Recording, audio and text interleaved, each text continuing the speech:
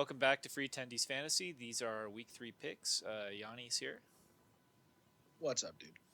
and we're going to give out some winners today. So let's start with our Week 1, or our Week 2 recap of our picks. I went 1, 2, and 2, and Yanni went 2, 2, and 2, or 2, 1, and 2, my bad. So Yanni has taken the lead in the money and the season record. I'll just kind of go over my picks really quick. Never a doubt on the Bills minus 8.5. They dog walked the Raiders. It wasn't particularly close. We got good Josh Allen, and when good Josh Allen plays, he wins by a lot of points and usually covers. So, yeah, that one felt pretty good. Then we had the Niners minus 7. That was a free tendies consensus, and it was a push. I've been doing picks for 3 years now, pretty much. I'll pick like 5 games a week for 3 years, and I've only had one push ever, and we got two pushes last week, which is very interesting. But at least you get your money back in that scenario. I think that even though the Niners they played pretty well, Brock Purdy missed a couple throws, but I would say overall the team looks good. I just think that probably we underestimated the Rams a little bit. I think they're a borderline wildcard team in the NFC, which is pretty amazing to think of, given like the preseason outlook on them. And Sean McVay kicked a field goal in the last like 5 seconds to push with the Niners. There were a lot of people who got the number at 7.5, and that's a really bad beat for them. But I mean, money back. It probably should have been a win, but at the same time, I think that game was much closer than we thought. So I just take that one on the chin. Next, we got the Giants minus 4.5. That was a ride. I believe that in my breakdown of the game in week 2, I was talking about how the Cardinals' offense isn't going to be able to put up points, and I thought they would only make it to like 14 to 17. Not only did they go way above that. They went way above that in the first half. The Giants' defense couldn't stop a nosebleed. They were down 20-0 at half. It looked like they were going to lose the game, and then they kind of pulled a horseshoe out of their ass to bring it back and win the game. So they won on a last-second field goal. I got the number at 4.5. So even though the Giants win, it's still a loss for me against the spread. I mean, it was just the wrong side. I think that I probably overestimated the Giants' ability to play defense, and we just saw in week 3 that's not a good football team. I believe their over under on the season was 7.5. If you got the under, good for you. That looks like it's probably going to be a winner. Next, I had the Jets plus 9.5. That was also an L. This was just a bad pick. I tried to get too cute, taking a bunch of points and thinking it was going to be a defensive showdown. And Zach Wilson made mistakes, but Dak didn't really. And that's kind of all they needed against that offense. I think that going forward, I need to view Dak probably in a different light. Like, I don't think he's a turnover machine like I thought he was.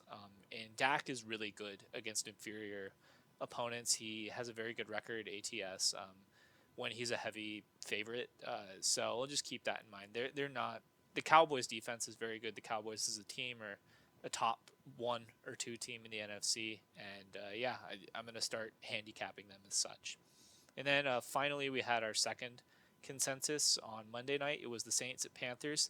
This one, like I've said before, I'm not here to give you shitty picks and explain why I was right afterwards. The Saints had this in hand all day, and then they were playing prevent defense when it was a 2-score game, and they let Bryce Young and the Panthers drive all the way down the field and get a 2-point conversion for a push. So I mean, the Saints was the right side there, and that's just football. That's why it's very important to get these key numbers right.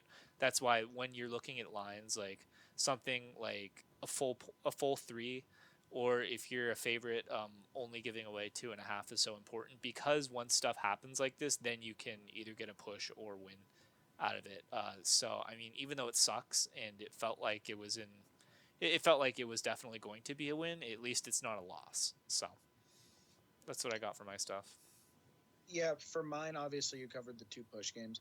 The one game that I'm actually extremely proud of is the Buccaneers at minus 2.5, and that was because of that statistic that you constantly are throwing around about teams that win by double digits versus teams that lost against the spread when they come in and play the next week. The team that lost against the spread the week before is actually 24-1, and now they're 24-2 in the last, I believe, 10 years. And this game fit that criteria, so a lot of people were off the Bucks, a lot of the sharps were, but I'm glad that one hit. For the Chiefs, minus 3.5, that was pretty straightforward. I just thought they were a better team. I thought the line didn't account for Chris Jones and Travis Kelce being back. Nothing too interesting to say there. And then the Chargers, I think the big lesson learned moving forward is just frankly one that 3 is not a great number when you're gambling, but 2, I don't think Brandon Staley knows what he's doing. I don't think the man's a good head coach, and he more accomplished man than I'll ever be. He'll have more money probably than I'll ever earn. Far be it for me to sit here and judge him as a man, certainly not, but as a coach and as a defensive mind. With that level of talent and that level of roster, for him to have not been able to take this game where there was a huge talent difference in what was on the field on both sides of the ball, I'll eat my L on that one. But lesson learned about the Chargers moving forward. Yeah, absolutely. That was interesting too, because the Chargers offense played pretty good. Justin Herbert had a 300-yard day, 2 touchdowns. They moved the ball great, and it was really the defense that let them down. This is not a dynamic Titans offense whatsoever. They allowed Tannehill, who I think is a shot fighter, to have a pretty good day in the air, and then they couldn't stop Derrick Henry. I don't know. Ridiculous. It was ridiculous. I would think there would be more of a commitment to stopping the run there with the Titans, but Brandon Staley's going to Staley, right? Just not a head coach. Yep, I'm at 500 for the year, and Yanni is over 500, and we're both in the red right now money-wise, but Yanni is a lot closer to 0 than I am.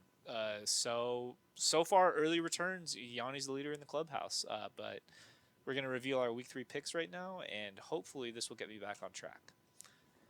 All right, the Week 3 picks. So I have the Patriots minus 2.5, the Saints money line, the Steelers money line, the Ravens minus 8.5, and the Eagles minus 4.5. And I'm parlaying the Patriots and Eagles games. The parlay could return $342.75. Just the single bets could return $611.24 for a total potential return of $953 and 99 cents on a 5-0 week, and this ticket costs $400 because I'm doing a $100 parlay. And yeah, I'm taking a couple dogs this week. We agree on the Patriots. I'm taking the Bills at 6.5. I am taking the Falcons as an underdog this week at +3. I'm taking the Rams at +2.5, and then the Raiders we have a head-to-head on, and I'm taking them minus 2.5. Right on. Let's get into the game breakdown. So the first one is our only consensus pick of the week. It's the Patriots going into MetLife to play the Jets. The over-under in this game is 36.5, which I believe is the lowest over-under of the year so far. 69% of the money is on the Patriots, and 54% of the bets are on the Patriots. So you have a little bit of whale money coming in on the Patriots, but not a significant amount. Right now, this is projecting to be a bad weather game. The forecast says there's a 100% chance of rain, and you're going to have about 16-mile-per-hour winds, which I think is contributing to the 36.5 over-under on top of just 2 teams who haven't been too inspiring on the offensive side of the ball. And for me, at least, I don't know Yanni's thoughts on this, but to me, as much as I said earlier in the offseason, right, that this Patriots team is terrible, I still don't love the talent on this team, but they have Bill Belichick, who is far and away probably the greatest coach ever. I would say it's like him and Shula, maybe Bill Walsh is in the conversation, but this is a great coach against Zach Wilson. I would say it's Kyle Shanahan, Bill Belichick, and then Bill Walsh. Oh, we're all the way there on Kyle, huh? Bill's trying to keep Kyle's legacy as of now. If he's lucky, if he retires quickly, he'll catch Kyle. I'd like to see a Super Bowl from Kyle, but it looks great so far through 3 games, right? But yeah, this is the game. This is the type of game where, especially against Zach Wilson, I think this is a different story with Aaron Rodgers, and I think the Jets are probably favored if Aaron Rodgers is playing in this game. But Bill Belichick just abuses young and not very good quarterbacks, and the Patriots are 18-2 against the Jets in their last 20 times they've played. The Patriots are the Jets' big brother. The Jets do have some exciting players. They have a solid defense, but in a tight one like this, I'm taking Belichick. I think that his coaching and being able to throw off Zach Wilson is going to be the difference in this game. And I think I got the spread wrong on this. I did get the spread wrong. It's 2.5. We're leaving this. We're leaving this in the show. Yeah, a little bit editing. Yeah, man, and I really don't have a lot to add to that. I think I'm basically just viewing the game as it's the Patriots defense against Zach Wilson, and for a field goal spread, basically, give me that all day. Yeah, absolutely. All day. All right, let's go to the next one. This one is yours. Yeah, so Bills at Commanders, again, you see I'm swimming with the whales here. 72% of the money's on the Bills, 6.5. I do like 6.5. Obviously, you're getting the 7 points for the win. 63% of the bets are on the Bills and 72% of the money. And it looks like the weather's going to be horrendous. Now, it's interesting. The weather being horrendous, that tropical hurricane or whatever they're calling it that's coming through, atmospheric river, I think was the term I saw. It actually is pretty equalizing when you're talking about a team that airs the ball out a lot, right? It should create some interesting decisions versus a team that really likes to ground and pound the ball. So, a little bit nervous that the weather affects the game. I think I would feel totally confident. I would have no worries about the game without the weather. I do think the weather makes it interesting, but just overall, give me the talent. I think this is a good game to maybe look for Josh Allen to rush the ball quite a bit. Probably get Damian Harris and James Cook going too. Yeah. The note there, Ron Rivera, Coach of the Year. The fact is that McDermott isn't an incredible. Personally, I think the Bills should have been in on the Sean Payton sweepstakes. That was kind of controversial at the time because McDermott had so much success. I don't think he's a very good coach, not for Josh Allen at least. And now he's also their defensive coordinator. So it's a little bit messy with their coaching staff right now, but they are certainly a better coaching staff than Ron Rivera, in my opinion. The man is a mess. And yeah, when Josh Allen is good, they win. They usually cover. I mean, again, weather notwithstanding, I guess that is sort of an issue. But if Russell Wilson can hang 35 on these guys, I really do expect Josh Allen to pretty comfortably get 24 to 28 points this game. And then from there, it's the Bills' defense against the Commanders. It's a very tough matchup. So give me the Bills. Well, I think you're failing to account for Brian Robinson, top 5 fantasy option, and I love that guy. Number 3, not top 5. How dare you? Number 3 in half PPR right now. Oh, I'm sorry. Over or under 25 fantasy points for Brian Robinson this game. It is CMC, Bijan, Brian Robinson, my man. That is the rank of half PPR running backs right now. Respect that guy's name. Oh man. Do you think he comes back to earth on this one? I mean, like, at least my impression of Brian Robinson is like just a plotter who kind of runs into people. He's not explosive at all, but maybe in a rainy weather game where they have to be committed to the run, like he might be more featured, but I don't know. I think this Bills defense is good. I think it'll be tough for him to get going. He was getting screens last week and stuff. I mean, the game script certainly doesn't feel like it'll favor them, but the weather is an equalizer. Like, would I play him in DFS? No. In roster, what start decisions did I have about him? It was him or Jerome Ford. I'm starting him over Jerome Ford this week. No, yeah. Well, Jerome Ford has the Titans, which I mean, yeah, if you listen to this podcast, you will know the Titans' defense is like one of the most predictable things in fantasy football. We love predictable things, and when you know that your team won't be able to run and will have success passing the ball, like that's just such you can get so much information based off of that.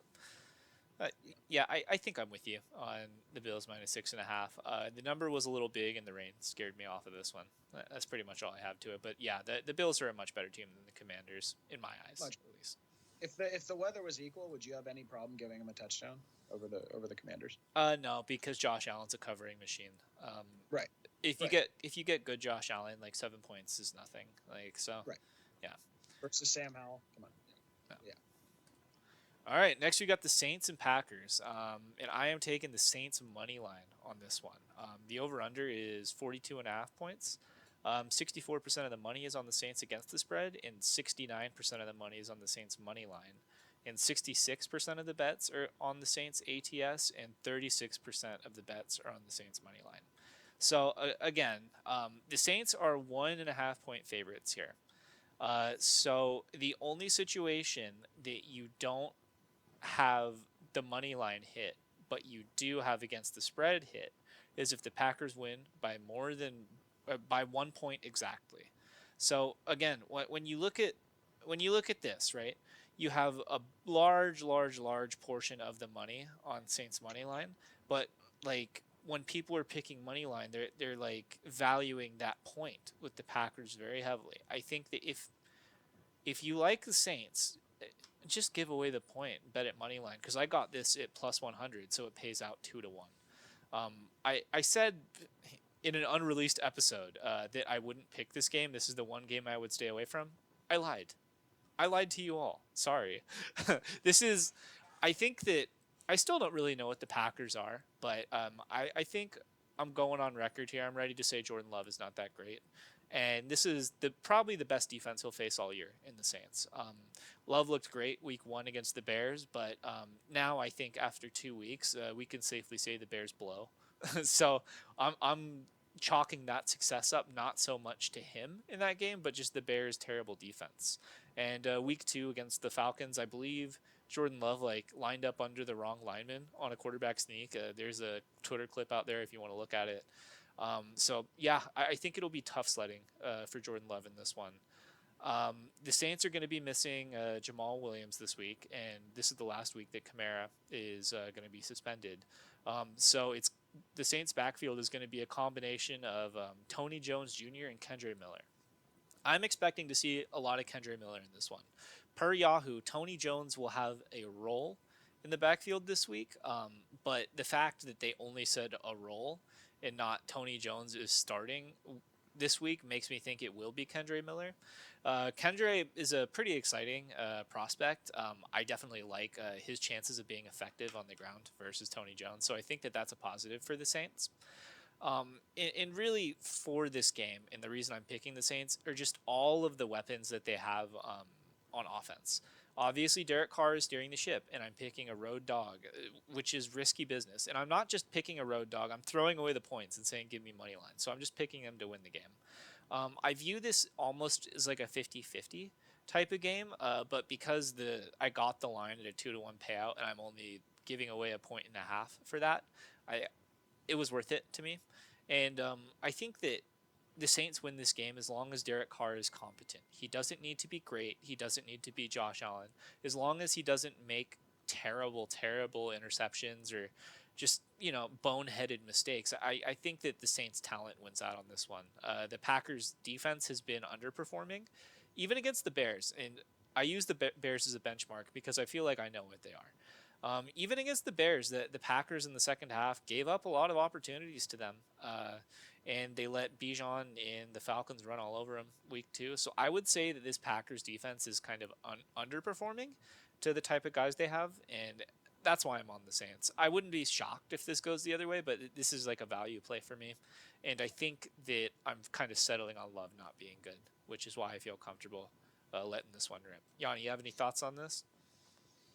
No, I mean, so the Packers called up practice squad running backs. So to me, that would imply that they're not expecting Aaron Jones to go. So that's a big swing in the game right there, right? That's a big chunk of their offensive efficiency. And then just Christian Watson was practicing this week, but I didn't really have anything definitive. They said he's a game time decision. So I mean, I like the bet, especially more or less, right? The fact that both of those guys are game time decisions, and it seems like there's a very real chance that at least one, but maybe both, doesn't go, probably means it's a good bet to take. It's a good gamble. Yeah, because those two guys are game changers, man. They're worth a few points on offense, I think. Yeah, Aaron Jones for sure. Christian Watson, right? Like he's dynamic for sure, and he's a deep threat. But I mean, he has to have the quarterback get it to him. I don't know. I mean, the Packers are one of those teams that I still don't really know all too much about yet, right? But I'm leaning towards them not being as good versus them being good. It's just Okay, the next one, my two favorite teams that are not the 49ers in the NFL, the Falcons and the Lions. These are like two pet projects I've had is one watching the Falcons slowly add grinders in the era of finesse football and the era of air it out football. I've really enjoyed watching them just grind teams to death. And that kind of goes for the Lions. The Lions are a little bit more pass heavy, but they're still extremely run. They love running the football, and they have one of the highest graded run blocking lines in the NFL. So these two teams are really what I view as throwback teams. I absolutely adore both of them. And the Falcons are getting 3 points on the road against the Lions. Again, a risky play, man. It's not necessarily something you're totally comfortable bidding on. Amon-Ra's banged up, it looks like. They have no David Montgomery, so they're going to feature Gibbs a lot, right? And that'll help. I think if Amon-Ra's banged up, I think the secondary is going to really lock down the Lions' passing game. As much as they do love to run, I think they need that passing game to complement the run game. They do a lot of that play action off of the run game, and if you bottle that up, you essentially have half of your running backfield out there. Even though I do think Gibbs is a stud, he's still missing his partner in Montgomery. I just think it's going to be hard for the Lions to get stuff going. I do, and I think the Falcons should be able to run all over them. The Lions just lost their best defensive player. It seems like Bijan went through kind of a breakout last week. He was extremely efficient with his touches, really just damaging the other team.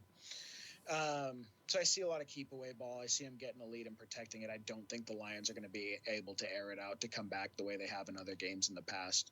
That's pretty much the big thing. Obviously, I'm with the public with 57% of the bets on the Falcons, but I'm going against the big money, only 36% of the money on there. It's, again, for me, it's really pretty simple. It's the Falcons rush game against the Lions defense, and then the Falcons pass defense versus the Lions passing game. I like both of those matchups enough so that I'm willing to take the bet. Yeah, that's fair. I think that probably some of the reason the money is landing on the Lions here is just because the Falcons are a road dog in this one. Picking a road dog it's not easy. It's definitely risky business doing that. But I think that especially with the Lions' health, I think you're probably on the right side here. For me, just because it's a road dog, I stayed away from this one. And I guess like for me, like, do you think that Desmond Ritter is going to have any sort of importance in this game? Like, because last week he was asked to air it out a little bit more, and he did throw a pick, but he also got Drake London involved. Do you Yeah. think that this is going to be like a game where Ritter could blow it, or do you think Artie's going to go back to his military service football academy where he just rushes the ball 45 times a game? Well, one, I think every game is a game where Ritter can blow it. I would say having Desmond Ritter on your team means every single game your quarterback might ruin that. He's just not a very good quarterback. He used his legs a lot more last week, which was encouraging because quarterbacks that don't have a great arm and don't have great reads can compensate with their legs. We know they're going to probably rush the ball 55 to 60% of the time. That's what they do. Really, again, what I mean by a throwback team, right? So those two things are fairly mitigating in terms of what you need from Desmond Ritter on a week-to-week basis. And again, that's kind of why, to me, like, I didn't pick them against Green Bay last week. I wanted to. I didn't pick, and it's funny, they won the game, but they wouldn't have covered. They won by 1 point. But the reason I didn't do that was I didn't perceive them as being able to get in a shootout with Green Bay. I thought Green Bay would put up too many points for them. But dude, hanging 25 on Green Bay is a lot harder than hanging 28 on the Lions. And again, Amon-Ra is not healthy. It seems like he has turf toe. They're not saying it, but he said he's putting a reinforcing plate in his foot. David Montgomery is people don't realize how good David Montgomery is rushing between the tackles. He's actually one of the best players in the NFL rushing between the tackles. And that's sort of keeping your offense on schedule, 3-4 yards, 3-4 yards, roll out play action, 3-4 yards, 3-4 yards, roll out. That actually keeps an offense really, really nice and efficient. That's part of what we're seeing with Jared Goff. What did we see last week after David Montgomery got hurt? He threw a pick six. He threw a pick six trying to air it out against the Seahawks. So I think you get in this situation where Bijan's pounding you. They get up by a score. They get up maybe by 10 points. That secondary is legit on Atlanta. Their box defense has not been great this year. Secondary is legit. You have a scat back in Gibbs who's really not going to grind it that way. He may. We'll see it this week, but that's not his archetype necessarily. And so I see this situation in which they're trying to air it out to come back in the game, and they're doing so against an excellent secondary. And then on the other side, the Falcons are shortening the game rushing. So that doesn't really answer your question about Ritter, but I guess it sort of does in a way, right? I Yeah, don't think Ritter's passing for his life this week. yeah, I think so. Especially with like not as great of a defense like the Lions. If you have Yeah. success rushing the ball, like it wouldn't shock me to see 40 minutes of possession time for the Falcons versus like 20 minutes to the Lions. So like especially if the Falcons get up early, they're gonna just try and take the air out of the ball, and it's gonna be tough. Like Jared Goff is gonna have to be very very effective. I think when he's on offense Yeah. against a solid defense like Jesse Bates and stuff, like you're right. The secondary is legit. So we'll see. He's going to have to make a lot of good decisions. I'm checking right now. Okay. So week one, Bijan had 16 opportunities. Week two, he had 24 opportunities. So, it seems like that they're willing to, in a close game, load up Bijan with 25, maybe 30 touches, a Christian McCaffrey level workload. Um, that's hard, man. That is hard for an elite defense to deal with. That was hard for Green Bay with like 6 or 7 first round picks, many of which are on the defensive line and the box. They couldn't deal with that. So do I see the Lions being able to stuff that? Probably not. I actually think it might be a really cool breakout game for Bijan this week. Might be his first chunky game. Who knows? Yeah, Without I'm. he went for 20 last week without a touchdown. Yeah, I mean he had a lot of targets out of the backfield. We'll see. I mean with Good. with Artie, like I always assume he won't get his stars involved. I always assume Algier will get a ton of work. But you never know. Bijan's absolutely explosive, and if he gets the work, he's shown for sure he can break out whenever Arthur Smith decides that it's time to let him break out. Really. All right, next we got the Steelers going into Vegas to play the Raiders.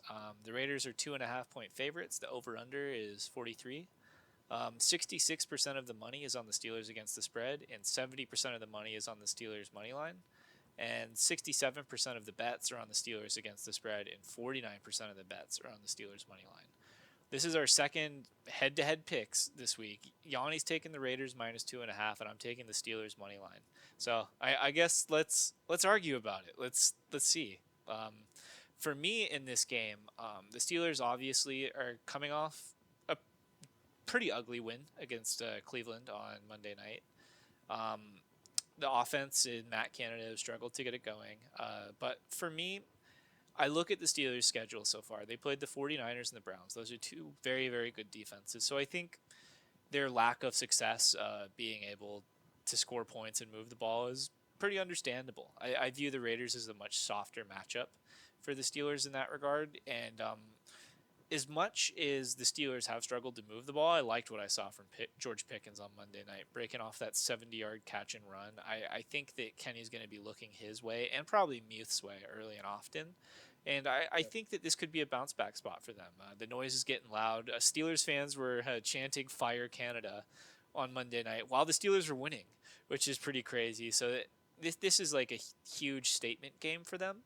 And the Steelers' defense is still good. They're pretty banged up. Cam Hayward, I believe, is out for this game, and I'm not sure if Minka's going to play. Obviously, he hurt his poor little head or shoulder while exploding Nick Chubb's knee. So I don't know if he's going to play, but I mean he's very good at football if he does play. I can see a Minka picking Jimmy one or two times, and I guess since I just talked about Jimmy, I think this Raiders team is going to have a very very hard time against the Steelers defense that's good. Um, the Broncos defense has been very bad this year. They just allowed like over 35 points to the Commanders, and yeah, they only I the Steelers team has a good defense. I don't see the Raiders putting up more than like 17 to 20 on him. I think Jimmy, he has this thing. He always has done this. As a Niners fan, I had to watch him so many times. He's good for one or two just like head scratching interceptions a game. And this Steelers team is absolutely a team that I believe can get those out of him and probably score points off of them too. They had 2 defensive touchdowns on Monday night. I think that if you're a prop betting guy, maybe sprinkle on a Steelers defensive touchdown, depending on like what the odds are. But I think there's a good chance that happens this game. And yeah, it's more just a bet on the Raiders stinking, really, and the Steelers looking bad for 2 weeks. So I think they're a tiny bit undervalued. Yeah, I mean, first of all, for a DFS play, I think Pickens is fantastic. Pickens is close to like a must start if you're doing daily fantasy in that morning slate of games. Um, or I don't know if they play in the afternoon, but on the Sunday slate, I would probably try to get Pickens in your lineup. I think he'll be underpriced. So for this game, you laid it out pretty well with Jimmy. The concern is, right, how many times have we put faith in Jimmy Garoppolo and watched him blow a game? And I really hate in the one league I'm in where I have Devontae Adams. I felt like this was after the Cooper Kupp and the Travis Kelce injury, so guys got pushed up and down that normally would have gone by then. I felt like I was forced into taking Devontae Adams, and immediately the first thing I thought is I'm now relying on Jimmy again. Finally, he's off the Niners after years, and me and him are tied together. And we are again here this week.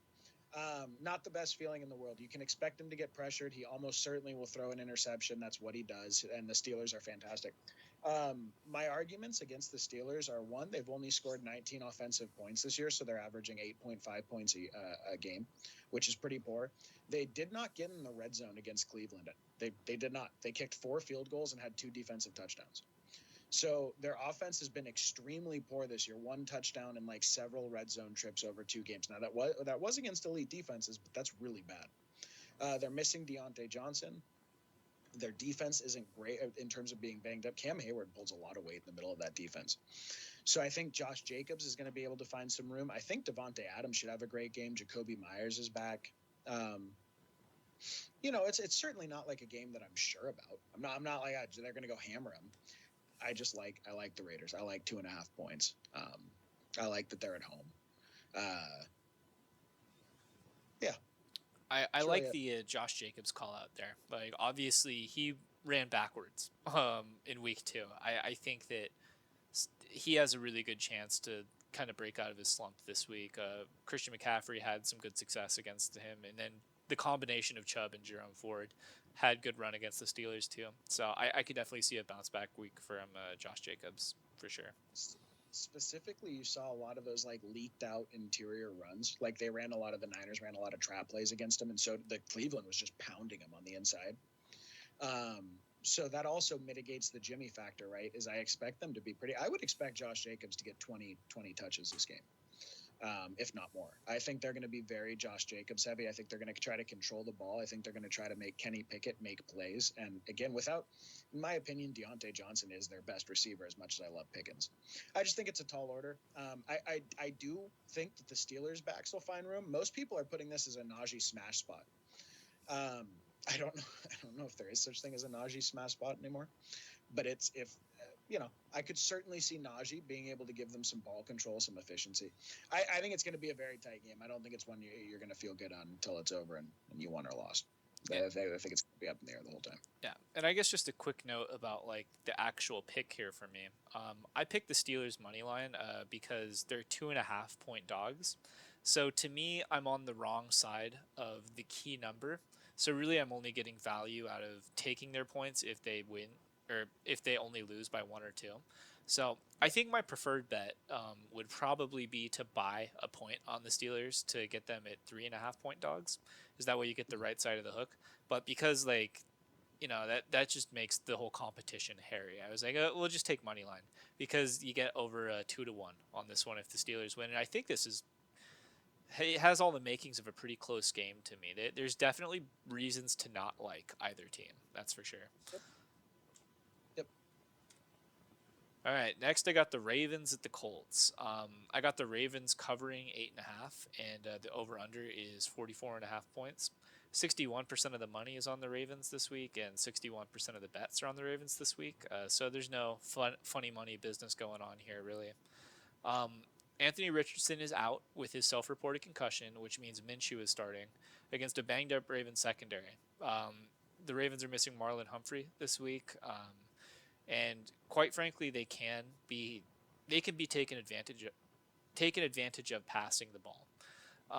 But I don't think that Minshew is going to be able to do that. I think it's especially coming in as a backup. Like, I like Minshew a lot as a backup, but I'm just not sure with the weapons that they have. Like, to me, the Colts' weapons are Michael Pittman being very, very good, and then everybody else on that passing attack is kind of mid. And I think that if Anthony Richardson was playing in this game, I wouldn't be on the Ravens 8.5 here because of the value he brings, just tucking the ball and running himself. But Minshew's not going to be able to do that this game, so I think they're going to be pigeonholed into like trying to air it out on this team. The Colts have the 27th ranked scoring defense right now. They're giving up a lot of points versus Lamar Jackson and the new look Ravens offense. Mark Andrews is back. Gus Edwards is going to be starting this game because Justice Hill is out.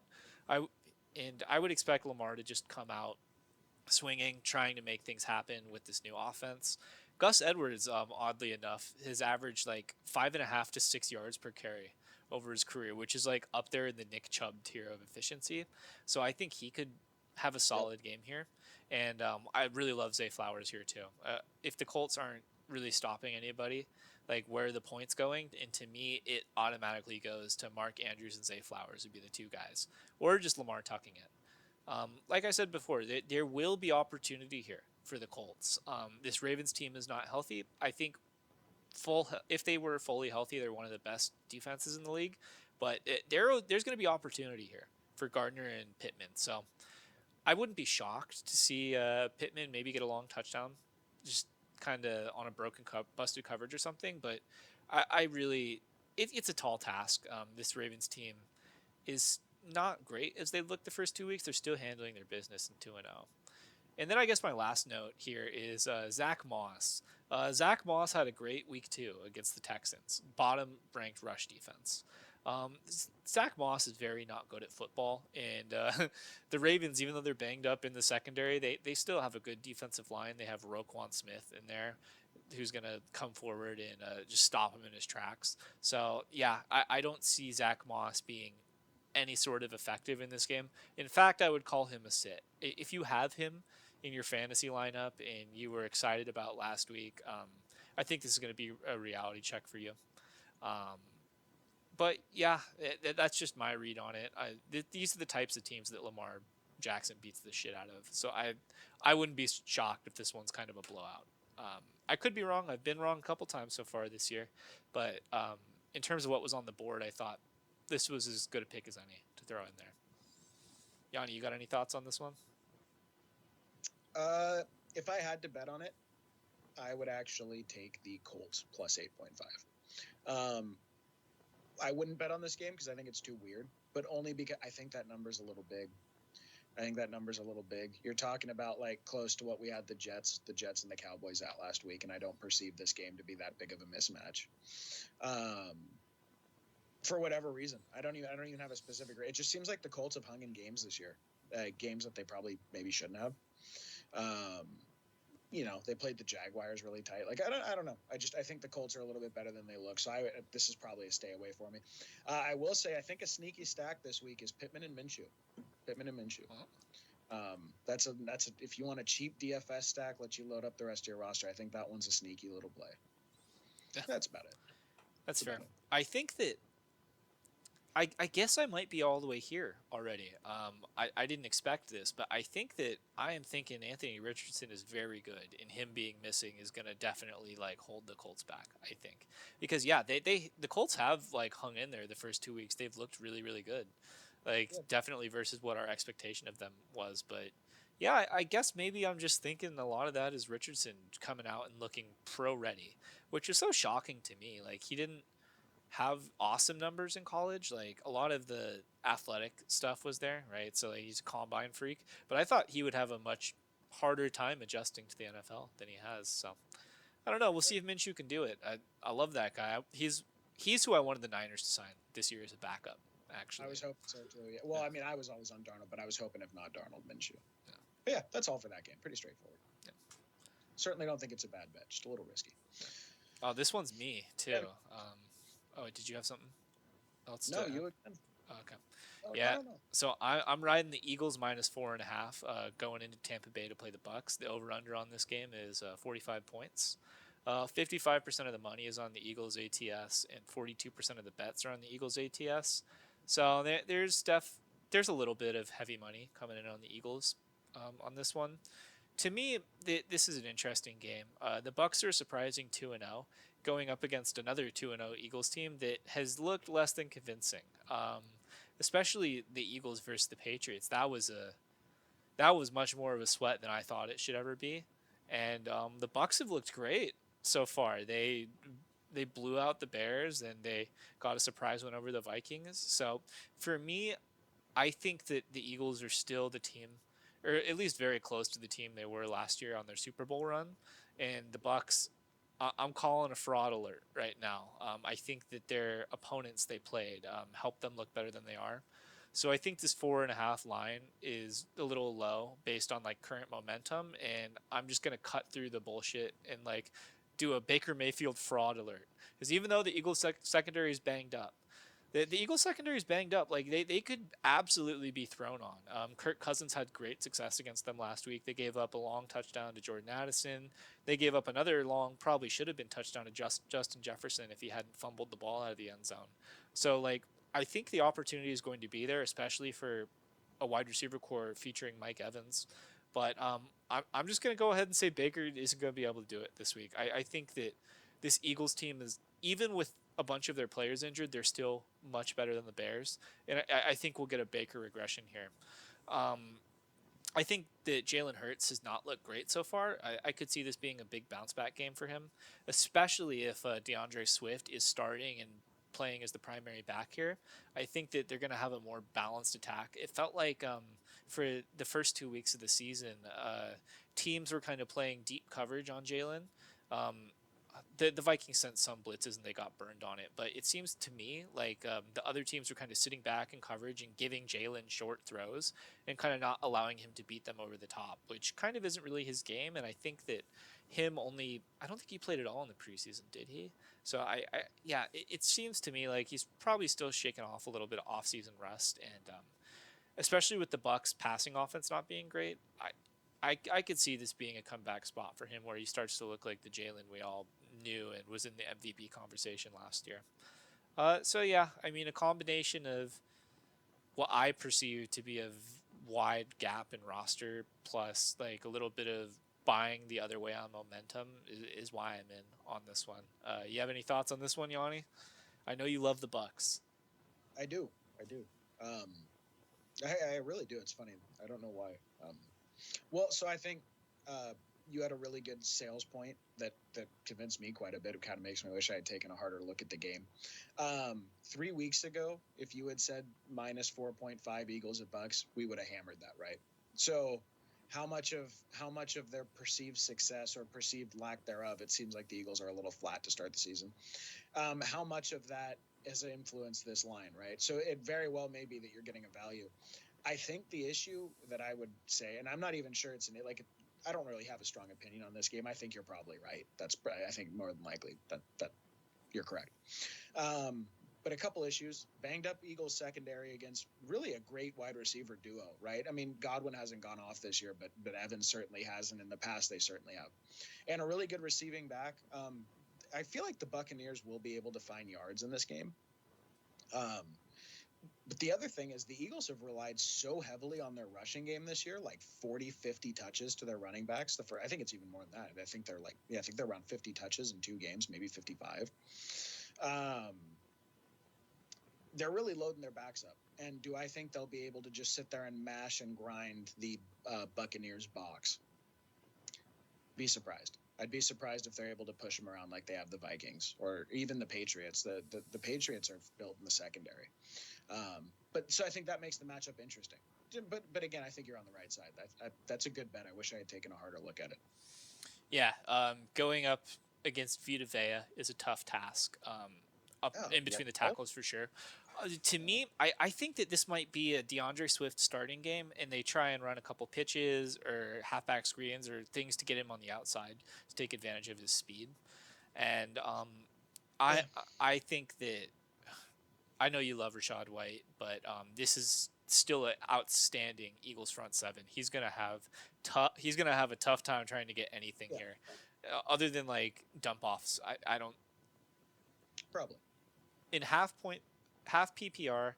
I'm gonna call Rashad White under 6 points this week, which is definitely low, and that's definitely like a balls out projection. But I'm going for it. I respect. I respect it, but dude, 4 receptions, that's 2 points right there. That's if he Yeah, gets 0 yards. yeah. Yeah, hey, fair enough, man. But they feed him in the red zone. I don't know. I think it was interesting how much work he was ceding to Chase Edmonds before the Chase Edmonds injury. So it kind of gives you an idea of how they view him a little bit. All right. Uh, Rams at the Bengals, my other underdog this week. Is that my second road underdog? That Yeah, is, right? yeah. Road dogs. Nice. Well, but 77% of the money's on the Rams, swimming with the whales. 74% of the bets, I'm with all the Timmies in the public sphere. Coaching mismatch, yeah. Look, I think the Bengals head coach is pretty damn good, man. I think he knows what he's doing. He's made it to a Super Bowl. He's made it to championships. You know, the guy's a good coach, but Sean McVay's a different animal. And again, also health and momentum. The Rams are on fire, man. They took it to a divisional opponent, and they really gave the Niners all they could handle in a very tough game. A very tough game. I was shocked at the way that game played out, and it really, I came away with a profound sense of respect for the scheming and the attention to detail in the Rams coaching staff and the execution from Stafford. And Puka Nacua looks like a 15-year veteran, man. That guy's brilliant. Really a pleasure to watch him play. And even Kyron Williams for now. Kyron Williams like Barry Sanders for the time being. I don't know what the deal is.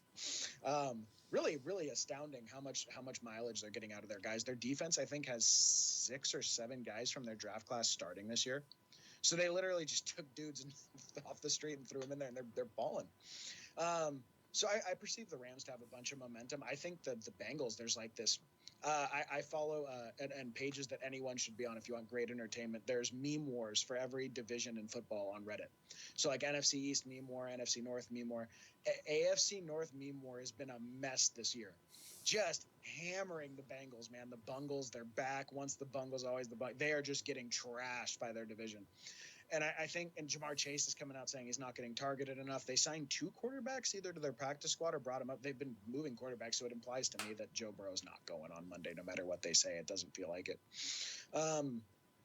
So health of their most important piece of their team, which is Joe Burrow, coaching, momentum, all of that feels like it's swinging toward the Rams. And I was surprised to see it only be a 3-point spread, especially if Joe Burrow doesn't play. I don't see the game being particularly competitive. So I felt like the number was right. Yeah, and I mean, dude, to me, it's kind of crazy. It looks like the Rams are going to push for a wild card spot this year. They very well might. I thought they were in the Caleb Williams sweepstakes. I thought they were competing for the first overall pick this year. And it really is pretty scary. They're playing with $75 million in salary cap that they're not using this year because of their all-in window. That's all off the books next year. They have all their first round pick they'll take, I believe, since 2017 is next draft. They've done a really impressive job, and they're doing an impressive job of hanging in there this year. There are rumors of a Jonathan Taylor trade there. Be interesting. Be very interesting. The Colts just lowered their price. So in every way, I feel like the Rams are really on the upswing, and I feel like the Bengals are at their lowest point. They'll probably be all year. This is probably the bottom for the Bengals. So Yeah. Hats off to Sean McVay for being able to get this group of guys that I've called Starbucks baristas, like really just playing great. Like that was an eye opener. I watched the entire Rams Niners game. Obviously, not only yeah, was it like in the picks last week, but Niners fan got to do it right. And like that game was, I think it was closer than the 7. There's a couple late interceptions and kind of field position swaps that helped the Niners out a little bit. But yeah, this Rams team, I think they're a wild card team. Honestly, I think they're probably the second best team in the NFC West. Um, the reason I was out on this game is this seems like a trap to me. That I the Bengals have already made me look fucking dumb. They made me look so stupid week 1, and the line is confusing. Like I don't know how you can see this Bengals team playing so badly and see the Rams team playing so well and just firing on all the cylinders they could possibly have, and the Bengals are still 3-point favorites here. There are some books the Bengals are even 3.5-point favorites. So it makes me think that there's something I don't know about this. like I was you think that Burrow's going, I and th- it's not out. I think Burrow's going. And I don't know. I think that this Bengals team confounds me. Yep. I do a pick'em every do pick'ems every week for like just a money pool or whatever. And last week the Bengals were on my one confidence because I don't know what to do with this team. Like the talent is absolutely there. We've seen them play well. Last year they started out 0-2 as well, but this one feels different, man. This one feels more scary and different for them, like especially with the Burrow injury. So I don't know. I just didn't want to be the rat in the trap this time. But if I had to pick a side, I think you're right. Yep. Yep. I mean, again, nothing too exciting. I expect it to be a terrible game. The primetime games this year, for the most part, have been hugely disappointing, and I expect this to be another one. All right, that's gonna do it for us. If you made it through the video, thank you. Please like, subscribe, hit the bell if you haven't done that. I've heard some people are not hitting the bell, and YouTube will serve our content to you like a couple days after it comes out. If you hit the bell, you'll get the content the second it's uploaded. So it's just kind of like if you want to do that. But yeah, let us know in the comments what your favorite pick of the week is, and if you think the Bengals are good or not. Is Jamar Chase a good buy low candidate for you right now? I would say yes. I would definitely say yes.